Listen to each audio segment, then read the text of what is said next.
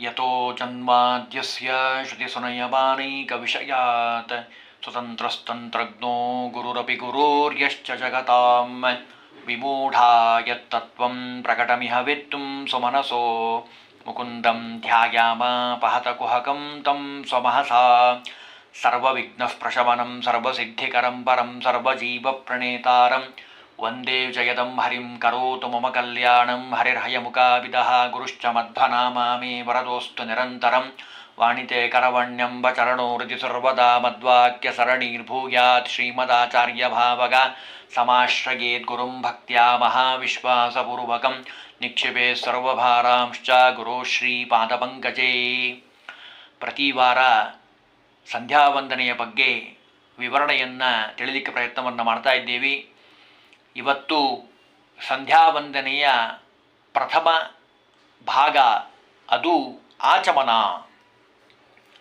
ಆಚಮನ ಅಂತಂತಾರಲ್ಲ, ಆಚಮನ ಮಾಡೋದು ಹೇಗೆ, ಆಚಮನದ ಮಹತ್ವ ಏನು ಅಂತ ತಿಳಿಲಿಕ್ಕೆ ಪ್ರಯತ್ನವನ್ನು ಮಾಡೋಣ. ಅನೇಕ ಪ್ರಶ್ನೆಗಳಿದ್ದಾವೆ ಆಚಮನಕ್ಕೆ ಸಂಬಂಧಪಟ್ಟ ಹಾಗೆ. ಕನಿಷ್ಠ 10 ಪ್ರಶ್ನೆಗಳಿಗೆ ಒಂದೊಂದು ವಾರದಲ್ಲಿ ವಿಭಾಗದಲ್ಲಿ ತಿಳಿಲಿಕ್ಕೆ ಪ್ರಯತ್ನವನ್ನು ಮಾಡೋಣ. ಮೊದಲನೇದಾಗಿ ಆಚಮನ. ಯಾವುದೇ ಕರ್ಮ ಪ್ರಾರಂಭ ಮಾಡೋಕ್ಕಿಂತ ಮುಂಚೆ ಕಡ್ಡಾಯವಾಗಿ ಮಾಡಲೇಬೇಕಾದಂತಹ ಕರ್ತವ್ಯ ಕರ್ಮ ಅದು ಆಚಮನ. ಯಾವುದೇ ಕರ್ಮ ಇರಬಹುದು. ಆ ಉಪಸರ್ಗ, ಚಮು ಧಾತು, ಭಾವೇ ಲ್ಯುಟ್ ಇವೆಲ್ಲ ನಿಷ್ಪತ್ತಿಯಿಂದ ಸೇರಿಸಿದರೆ ನೀರು ಕುಡಿಯೋದು ಅಂತ ಅರ್ಥ ಆಗ್ತದೆ. ಆಚಮ್ಯತ ಇತಿ ಆಚಮನ. ಸರ್ವಕರ್ಮಗಳ ಆಚರಣೆಯ ಮೊದಲು ಬಲಗೈಯ ಬ್ರಹ್ಮತೀರ್ಥದಿಂದ, ಅಂದರೆ ಮಣಿಕಟ್ಟಿನ ಭಾಗದಿಂದ, ಕೆಳಭಾಗದಿಂದ, ಈ ಭಾಗದಿಂದ ಸ್ವೀಕಾರ ಮಾಡುವಂಥದ್ದು. ಅದು ಎಷ್ಟು ಸ್ವೀಕಾರ ಮಾಡಬೇಕು ಅಂತ ಮುಂದೆ ಹೇಳ್ತಾರೆ. 3 ಸಲ ಸ್ವೀಕಾರ ಮಾಡುವಂಥದ್ದು. ಮಂತ್ರ ಮತ್ತು ತಂತ್ರ ಅಂತ 2 ಇದೆ. ಬರೇ ಮಂತ್ರ ಹೇಳಿದರೆ ಪ್ರಯೋಜನ ಇಲ್ಲ, ಬರೇ ತಂತ್ರ ಮಾಡಿದರೂ ಪ್ರಯೋಜನ ಇಲ್ಲ. ಮಂತ್ರಪೂರ್ವಕವಾಗಿ ಮಾಡುವಂತಹ ತಂತ್ರ ಅದು ಫಲ ಕೊಡ್ತದೆ. ಅಂದರೆ ಕೇಶವಾಯ ಸ್ವಾಹ ಅಂತ ಮಂತ್ರ ಹೇಳಬೇಕು, ಸ್ವಾಹ ಅಂತ ನೀರನ್ನು ಸ್ವೀಕಾರ ಮಾಡಬೇಕು. ಅಂದರೆ ಪರಮಾತ್ಮನ ನಾಮಗಳ ಉಚ್ಚಾರಣೆಯಿಂದ ಪಾಪಗಳು ಪರಿಹಾರ ಆಗ್ತಾ ಇದ್ದಾವೆ.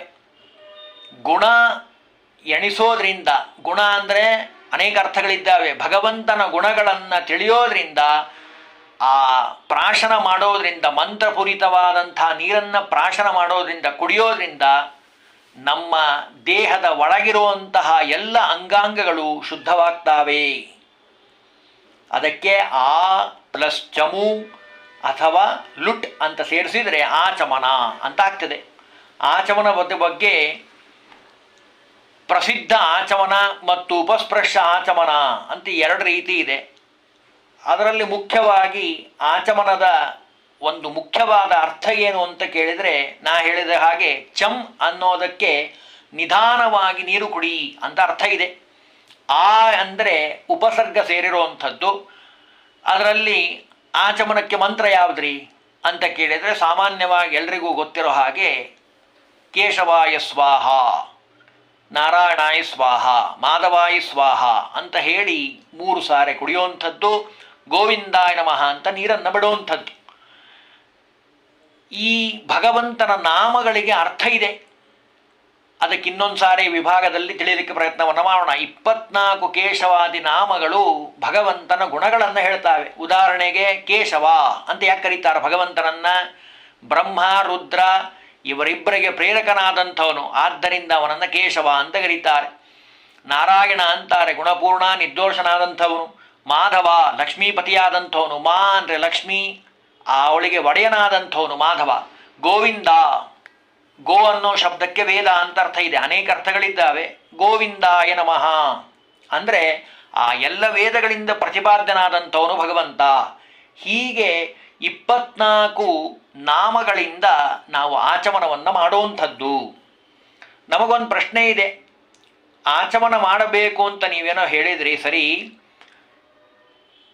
ಯಾವಾಗ ಆಚಮನ ಮಾಡಬೇಕು ಅದನ್ನೊಂದು ಸ್ವಲ್ಪ ಹೇಳಿಬಿಡ್ರಿ ಅಂತ ಪ್ರಶ್ನೆ ಕೇಳಿದರೆ, ಅದಕ್ಕೆ ಹೇಳ್ತಾರೆ, ಭವಂತಿ ಹಿ ವ್ರತ ತಸ್ಯ ಕ್ರಿಯಾ ಸರ್ವಾನ ಸಂಶಯ. ವಾಯುಪುರಾಣ ಹೇಳ್ತಾ ಇದೆ, ಯಾವ ನಾಸ್ತಿಕ ಆಚಮನವನ್ನು ಮಾಡದೆ ಕರ್ಮಗಳನ್ನು ಮಾಡ್ತಾನೋ ಅವನ ಎಲ್ಲ ಕರ್ಮಗಳು ಫಲ ಕೊಡೋದಿಲ್ಲ. ಅದಕ್ಕೆ ಮೊದಲು ಆಚಮನ.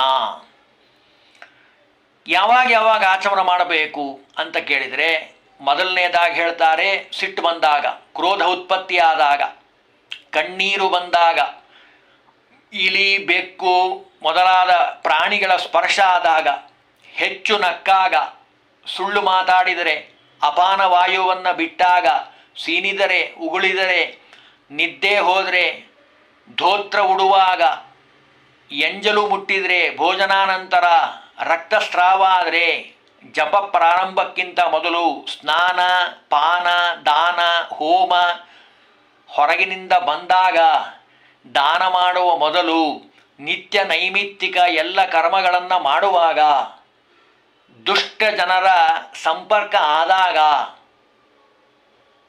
ಎಷ್ಟೆಲ್ಲ ಹೇಳಿದ್ದಾರೆ ನೋಡಿ. ಸ್ಮಶಾನಕ್ಕೆ ಹೋಗಿ ಬಂದ ಮೇಲೆ ಶುದ್ಧವಾಗಿ ಆಚಮನ ಮಾಡಬೇಕು. ಮಲಮೂತ್ರ ವಿಸರ್ಜನೆ ಮಾಡಿದ ಮೇಲೆ, ಪ್ರತಿಗ್ರಹ ದಾನ ಸ್ವೀಕಾರ ಮಾಡಿದ ಸಂದರ್ಭದಲ್ಲಿ, ಶುದ್ಧತೆಗೋಸ್ಕರವಾಗಿ, ತ್ರಿಕಾಲಗಳಲ್ಲಿ ಸಂಧ್ಯಾವಂದನೆ ಮಾಡುವಾಗ, ಬಲಿಹರಣದಲ್ಲಿ ಕಡ್ಡಾಯವಾಗಿ ಆಚಮನ ಮಾಡಲೇಬೇಕು ಅಂದ್ಬಿಟ್ರು. ಇಷ್ಟು ಕಡೆ ಹೇಳಿದ್ದಾರೆ ಆಚಮನವನ್ನು. ಅದರಲ್ಲೂ ಅನೇಕ ವಿಧವಾದ ದುಷ್ಟ ಜನರ ಸಂಸರ್ಗ ಆದಾಗ, ಪತಿತರು ಪಾಮರರು, ಒಬ್ಬರಲ್ಲ ಇಬ್ಬರಲ್ಲ, ನಾಸ್ತಿಕರು, ವೇದ ನಿಂದಕರು, ಧರ್ಮ ನಿಂದಕರು, ಧರ್ಮದ್ರೋಹಿಗಳು ಸಿಕ್ಕಂಥ ಸಂದರ್ಭದಲ್ಲಿ ಅವರ ದರ್ಶನ ಆದಾಗ ಕಡ್ಡಾಯವಾಗಿ ಆಚಮನ ಮಾಡಬೇಕು. ಯಾಕೆ ಅಂದರೆ ಅವರೆಲ್ಲ ಪಾಪ ನಮಗೆ ಸುತ್ತುವಂಥದ್ದು. ಹಾಗಾಗಿ ಆ ಸಂದರ್ಭದಲ್ಲಿ ಅವಶ್ಯವಾಗಿ ಆಚಮನ ಮಾಡಬೇಕು. ಅನೇಕ ಪ್ರಾಣಿಗಳ ಸ್ಪರ್ಶ ಮಾಡಿದಾಗ, ಜಾತಶೌಚ ಮೃತಶೌಚ ಇದ್ದವ್ರು ಯಾರಾದರೂ ನಮ್ಮನ್ನು ಮುಟ್ಟಿದಾಗ ಸ್ನಾನನೇ ಮಾಡಬೇಕು. ಸ್ನಾನ ಆದಮೇಲೆ ಕಡ್ಡಾಯವಾಗಿ ಆಚಮನವನ್ನು ಮಾಡಬೇಕು ಅಂತಾರೆ. ಅವರ ದರ್ಶನ ಆದರೂ ಆಚಮನ ಮಾಡಬೇಕು. ಸ ಆಚಮೋನಾಂತರಂಗಾನಾಂ ಸ್ನಾನಂ ರೂಪೋ ನಿಗದ್ಯತೆ. ಯೋಗ ದೀಪಕದಲ್ಲಿ ನಾರಾಯಣ ಪಂಡಿತಾಚಾರ್ಯ ಹೇಳ್ತಾರೆ, ಆಚಮನದಿಂದ ಶರೀರದ ಒಳಭಾಗ ಶುದ್ಧಿಯಾಗತ್ತೆ. ಒಳಭಾಗ ಶುದ್ಧಿಯಾಗೋದೇ ಆಚಮನದಿಂದ. ಇನ್ನು ಆಚಮನದ ಕಾಲದಲ್ಲಿ ಯಾವುದನ್ನು ಅವಲಂಬಿಸಬೇಕು ಅಂತಾರೆ. ಅಂದರೆ ಏನೇನು ಮಾಡ್ಕೊಂಡಿರ್ಬೇಕು, ತಯಾರು ಏನೇನಾಗಿರಬೇಕು. ಮೊದಲನೇದ್ದು, ಶಿಖೆಯನ್ನು ಗಂಟು ಕಟ್ಟಿರಬೇಕು, ಶಿಖಾಬಂಧನ ಆಗಿರಬೇಕು, ಶಿಖಾಂಬದ್ಯತಾ. ಎರಡನೇದಾಗಿ ಶುಭ್ರವಾದ ವಸ್ತ್ರವನ್ನು ಉಟ್ಟಿರಬೇಕು ಮತ್ತು ಹೊದ್ದಿರಬೇಕು. ಮೂರನೇದಾಗಿ ತೂಷ್ಣೀಂ ಭೂತ್ವ ಸಮಾಧಾಯ ಅಂದರೆ ಮನಸ್ಸನ್ನು ಶಾಂತವಾಗಿ ಇಟ್ಕೊಂಡಿರಬೇಕು.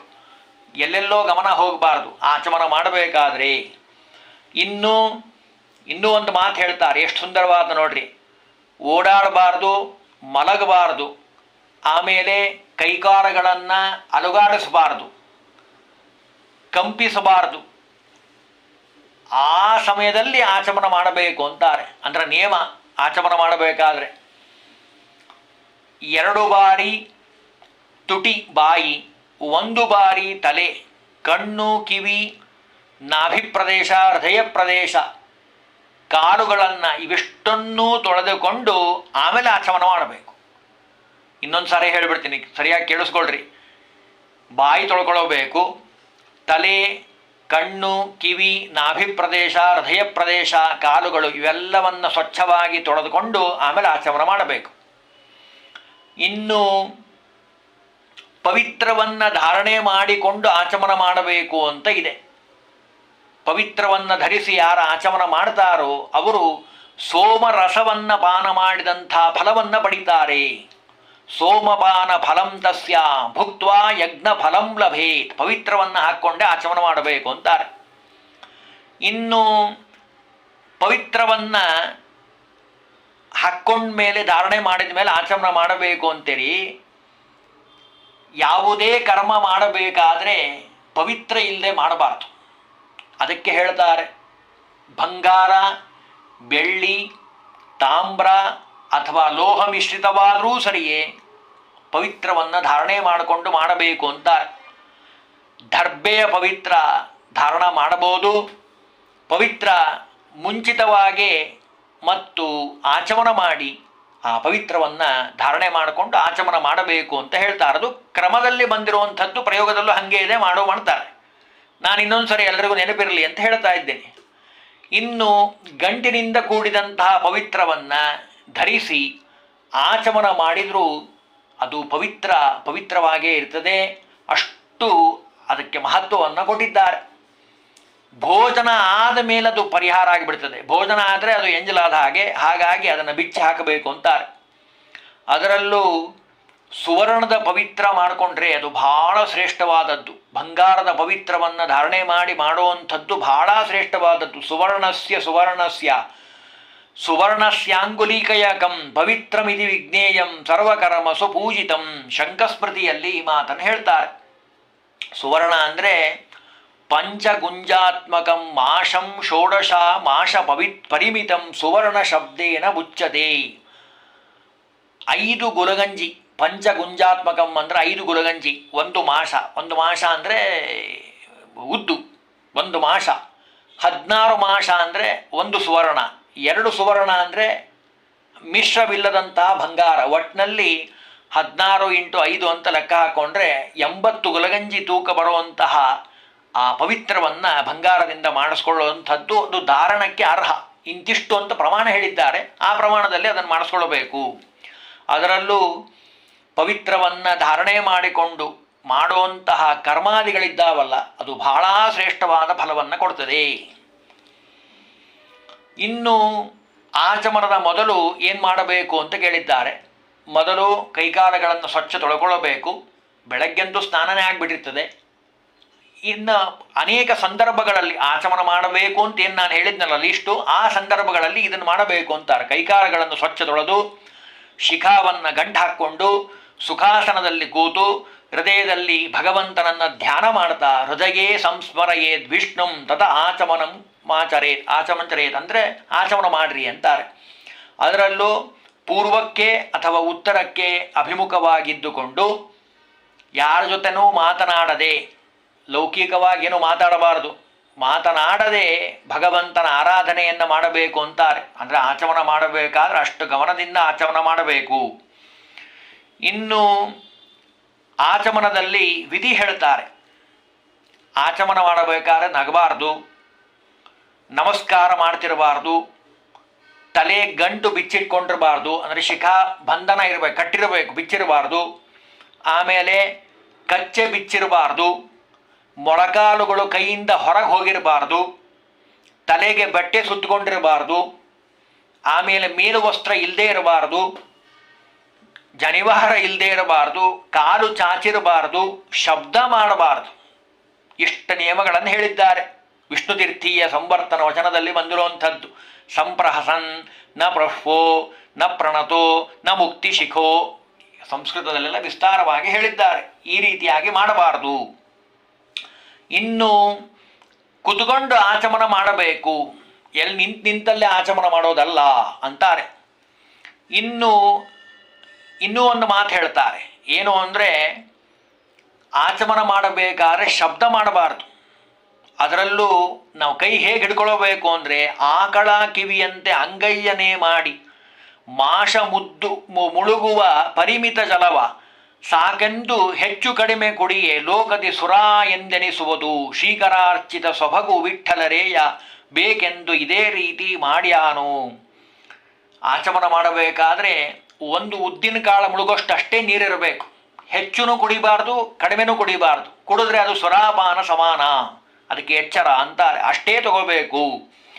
ಅದರಲ್ಲೂ ಸರಿಯಾಗಿ ಕೂತು ಊರ್ಧ್ವಗುಂಡ ಧಾರಣೆಯನ್ನು ಮಾಡಿಕೊಂಡು ಮೈ ಮೇಲೆ ಒಂದು ಹೊದ್ದುಕೊಂಡು ಶಿಖಾ ಗಂಟು ಹಾಕ್ಕೊಂಡು ಪೂರ್ವಾಭಿಮುಖವಾಗಿ ಅಥವಾ ಉತ್ತರಾಭಿಮುಖವಾಗಿ, ಪೂರ್ವಕ್ಕೆ ಕೂತ್ಕೊಳ್ಳೋದು ಬಹಳ ಶ್ರೇಷ್ಠ, ಪವಿತ್ರವನ್ನು ಧರಿಸಿ ಹೆಬ್ಬೆಟ್ಟು ಕಿರುಬೆಟ್ಟಿಗಳನ್ನು ಮಧ್ಯೆ ಬಲಗೈ ಗೋಕರ್ಣಾಕೃತಿಯನ್ನು ಮಾಡಿ ಬ್ರಹ್ಮತೀರ್ಥದಿಂದ ಹೀಗೆ ನೋಡಿ, ಈ ಭಾಗ ಬರಬೇಕು, ಈ ಭಾಗ ಮುಟ್ಟಬೇಕು, ಈ ಭಾಗದಿಂದ ನೀರು ಕುಡಿಬೇಕು, ಆಚಮನ ಮಾಡೋದು ಅಂತ ಹೇಳ್ತಾರೆ. ಅದಕ್ಕೆ ಬ್ರಹ್ಮತೀರ್ಥದಿಂದ ನಾವು ಆಚಮನವನ್ನು ಮಾಡಬೇಕಪ್ಪ. ಅದರಲ್ಲೂ ಆರ್ದ್ರವಾಸ ಜಲಾಸ್ತಂತೆ ಶುಷ್ಕೈ ವಸ್ತ್ರ ಬಹಿಸ್ಥಿತ ನೀರಿನಲ್ಲಿ ನಿಂತಾಗ ಒದ್ದೆ ಬಟ್ಟೆಯಿಂದ ಆಚಮನ ಮಾಡಬಹುದು. ಹೊರಗಡೆ ಇದ್ದಾಗ ಒಣಗಿದ ವಸ್ತ್ರ ಶ್ರೇಷ್ಠ. ಭೂಮಿ ಮೇಲೆ ಒದ್ದೆ ಬಟ್ಟೆ, ನೀರಿನಲ್ಲಿ ಒಣ ಬಟ್ಟೆ ನಿಷಿದ್ಧವಾಗಿರುವಂಥದ್ದು. ಪೂರ್ವದಲ್ಲಿ ಮುಖ ಮಾಡಿಕೊಂಡು ಭಕ್ತಿಯಿಂದ ಆಚಮನವನ್ನು ಮಾಡಬೇಕು ಅಂತ ಹೇಳ್ತಾರೆ. ಕುಳಿತು ಆಚಮನ ಮಾಡೋದು ಶ್ರೇಷ್ಠ. ಎಲ್ಲೆಲ್ಲೋ ನೋಡ್ತಾ, ಯಾರ ಜೊತೆಗೋ ಮಾತಾಡ್ತಾ, ನಗ್ತಾ, ಸೀನ ಬರ್ತಾ, ಮತ್ತು ದುಷ್ಟ ವಿಚಾರ ಮಾಡ್ತಾ, ಅಶುದ್ಧವಾದ ನೀರಿನಿಂದ ಯಾವುದೇ ಕಾರಣಕ್ಕೂ ಆಚಮನವನ್ನು ಮಾಡಬಾರ್ದು. ಓಂಕಾರ, ವ್ಯಾಹೃತಿ, ಗಾಯತ್ರಿ ಮಂತ್ರದಿಂದ ನಾವೇನು ಮಾಡಬೇಕು? ಶಿಖಾವನ್ನು ಗಂಟು ಹಾಕ್ಕೊಂಡು ಆಮೇಲೆ ಆಚಮನ ಮಾಡಬೇಕು. ಸಪ್ರಣವ ಗಾಯತ್ರ್ಯ ಶಿಖಾ ಭದ್ವಾ ಆಚಮೇತ್. ಇಷ್ಟು ನಿಯಮವನ್ನು ಹೇಳಿದ್ದಾರೆ. ಇನ್ನು ಯಾವ್ಯಾವ ಸಮಯದಲ್ಲಿ ಆಚಮನ ಮಾಡಬೇಕು ಅಂತ ಸುಮಾರು ವಿಷಯಗಳಿದೆ. ಅದನ್ನು ಮುಂದಿನ ವಿಭಾಗದಲ್ಲಿ ತಿಳಿಲಿಕ್ಕೆ ಪ್ರಯತ್ನವನ್ನು ಮಾಡೋಣ. ಹರಿ ಓಂ ಶ್ರೀಕೃಷ್ಣಾರ್ಪಣಮಸ್ತು.